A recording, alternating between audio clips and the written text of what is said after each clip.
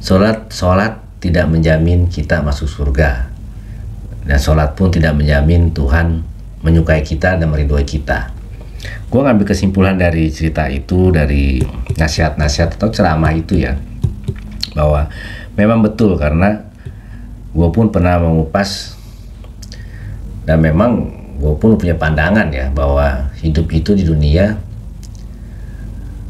harus bermanfaat. Jadi ya teman-teman Rumayal, kembali lagi sama gua Rumayal, mudah-mudahan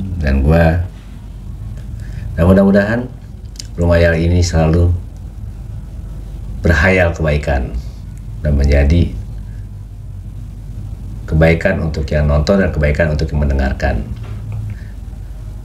Gue pernah mendengar cerita ya dari orang yang memang memahami tentang agama, mengajarkan gue. Nah, kebetulan di situ juga banyak teman-teman juga yang mendengarkan nasihat-nasihatnya, bahwa sholat tidak menjamin kita masuk surga, dan sholat pun tidak menjamin Tuhan menyukai kita dan meridhoi kita. Gue ngambil kesimpulan dari cerita itu, dari nasihat-nasihat atau ceramah itu ya, bahwa memang betul, karena gue pun pernah mengupas dan memang gue pun punya pandangan ya, bahwa hidup itu di dunia harus bermanfaat. Jadi segala ritual-ritual keagamaan,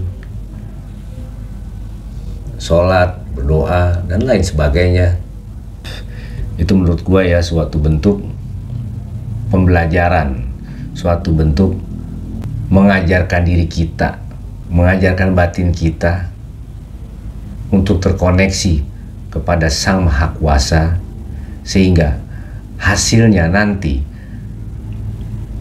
mengakibatkan nilai-nilai positif untuk kehidupan kita di dunia, yaitu kebermanfaatan untuk orang lain.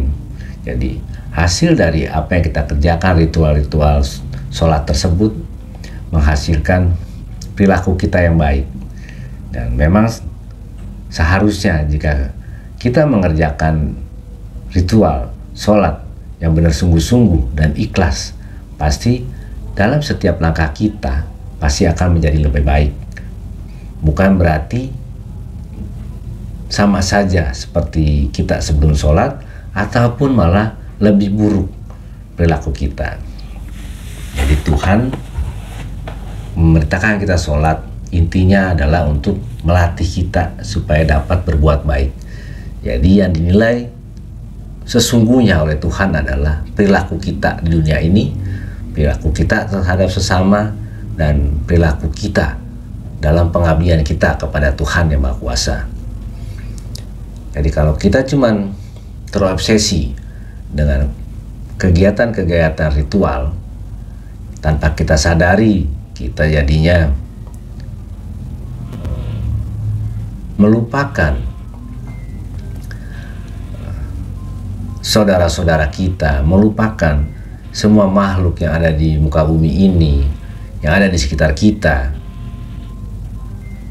Nah, itu menurut pandangan gua, kita belum menjadi orang yang baik seutuhnya.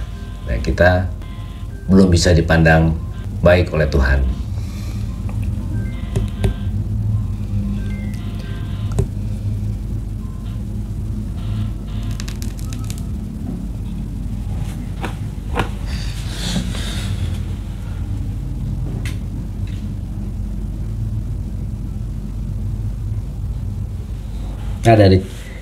Nah dari cerita ini, kebetulan tadi juga gue ketemu teman gue ya. Dia curhat sama gue bahwa dia sudah melakukan sholat dengan baik, bahkan dinilai sangat baik. Itu atas penilaian diri dia sendiri sebetulnya ya.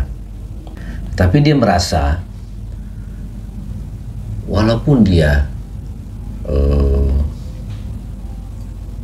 udah melakukan sholat dengan baik, tetapi hidup dia masih kesulitan, dia masih penuh kebingungan, dan juga masih penuh dengan kegelisahan. Nah, disinilah letaknya bahwa ia belum melakukan sholat dengan baik. Karena jika dia sudah melakukan sholat dengan baik, otomatis pasti ada rasa ketenangan di dalam hidupnya. Karena yang gue lakukan, kalau dari gue mengenal perintah untuk sholat, diajarkan oleh orang tua, diajarkan oleh guru ngaji gue juga. Di situ gue mendapatkan ketenangan di situ. Karena gue anggap bahwa sholat itu adalah suatu komunikasi kita kepada Sang Maha Kuasa. Nah, kita bisa melakukan terapi di situ. Dan itu seperti terapi juga menurut gue, terapi healing jiwa kita, melepaskan hal keduniaan, dan sesaat pada waktu kita sholat itu kita melakukan komunikasi kepada Tuhan, menenangkan ruh kita, mempelajari isi Al-Quran semuanya. Tetapi jika kita melakukan suatu komunikasi kepada Tuhan, dalam hal ini adalah sholat, kita benar-benar melepaskan semua hal dunia pada saat kita melakukan sholat tersebut. Ya paling kita melakukan 5 menit ya, paling lama ya mungkin. Dan kita melepaskan di situ segala masalah dunia, segala keinginan di dunia. Nah, itu gue yakin semua pun pasti bisa mendapatkan ketenangan. Semua pun pasti bisa sebagai penetralisir hawa nafsu, sehingga emosi kita pun jadi terjaga, dan sehingga kenyamanan-kenyamanan dalam hidup pun akan tercipta.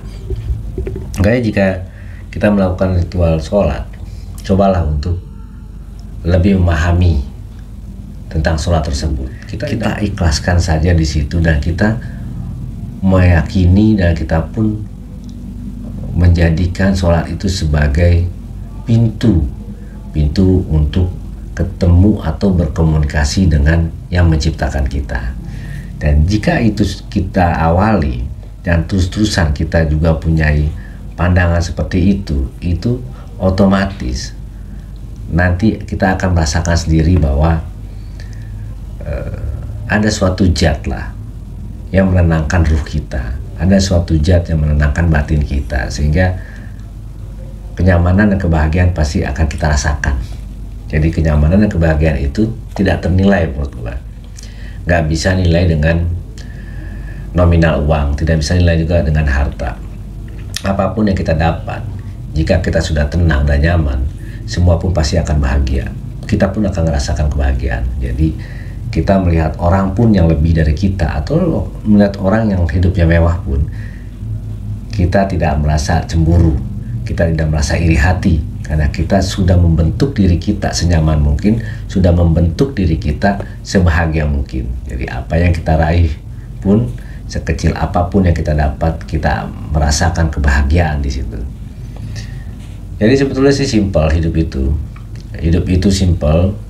Yang penting kita dapat menciptakan kebahagiaan itu sendiri, kita pun pasti bisa hidup nyaman.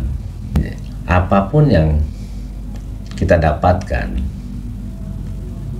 selagi kita bisa membuat apa yang kita dapatkan itu menjadi hal yang positif buat diri kita, dan membuat apa yang kita dapatkan itu adalah suatu hal yang mencukupi hidup kita, maka hidup kita pasti akan nyaman. Dan hasil dari kenyamanan adalah kebahagiaan.